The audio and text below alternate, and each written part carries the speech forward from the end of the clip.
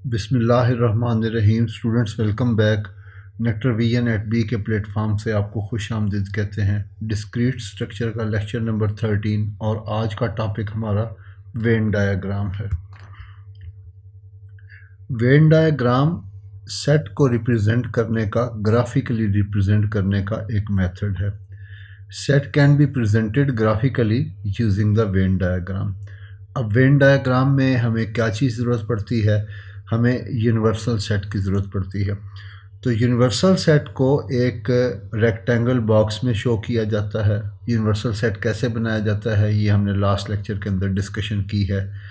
तो universal set को एक रेक्टेंगल बॉक्स में बनाया जाता है और रेक्टेंगल बॉक्स हमारा यूनिवर्सल सेट को रिप्रेजेंट करता है, जबकि उसके अंदर बाकी तमाम सेट को डिफरेंट ग्राफिकल रिप्रेजेंटेशन के ज़रिए, लाइक सर्कल के लिए या रेक्टेंगल के ज़रिए हम ज्योमेट्रिकल शेप्स बनाकर सेट को रिप्रेजेंट करते हैं।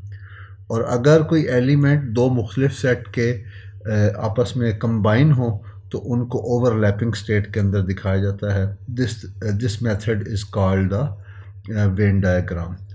In Venn diagram, the universal set U, which contain all the object under the consideration, is represented by the rectangle.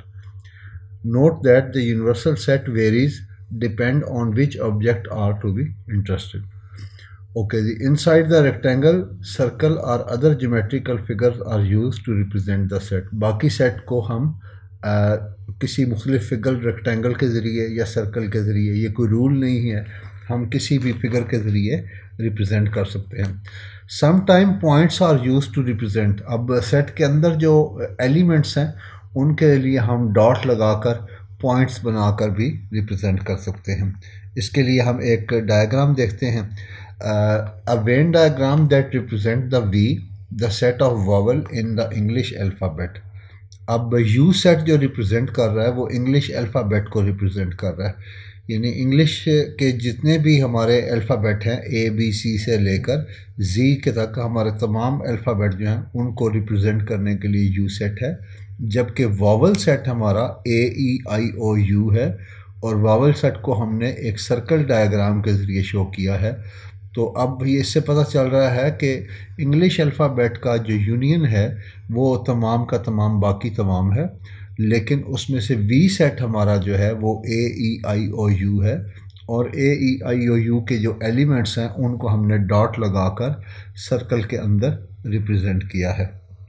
एक एग्जांपल हम और देखते हैं ताकि वेन डायग्राम को हम कंप्लीटली समझ सकें।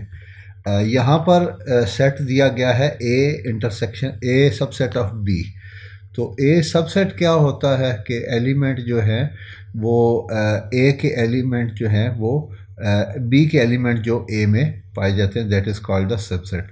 सो A is the subset of B।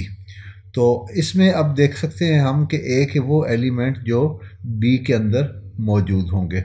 तो इसको हम किस तरीके से शो कर सकते हैं कि हमने एक यूनिवर्सल सेट है और यूनिवर्सल सेट डेफिनेटली A और B, क्योंकि एरिया अंडर कंसिडरेशन हमारा A और B सेट है, तो A और B के यूनियन से जो सेट बनेगा उसको हमने रेक्टेंगल से शो किया है। और उसके बाद हमने सेट B को किया है क्योंकि A is the subset of B, यानी A में वो तमाम एलिमेंट्स मौजूद होंगे जो B के अंदर पाए जाते हैं।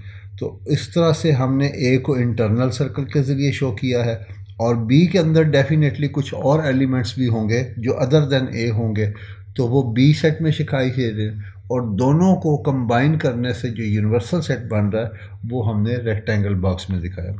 इस तरह से स्टूडेंट हम वेन डायग्राम के ज़रिए मुख्तलिफ सेट को रिप्रेजेंट कर सकते हैं। इससे पहले हमने सेट को रिप्रेजेंटेशन के 3 मेथड सीखे थे, जिसमें सेट बिल्डर मेथड था, रूल बेस्ड मेथड था और इसी तरह से सेट डिस्क्रिप्टिव मेथड था। तो ये मुख्तलिफ मेथड से इसी तरह से वेन डायग्राम भी एक सेट को रिप्रेजेंट करने का ग्राफिकल मेथड है। उम्मीद है आज का लेक्चर आपको क्लियर होगा। अगर कोई क्यूरी क्वेश्चन हो तो आप हमें कमेंट में लिख सकते हैं। हमारे चैनल को सब्सक्राइब कीजिएगा। बहुत शुक्रिया। अंटिल नेक्स्ट टाइम, अल्लाह हाफिज़।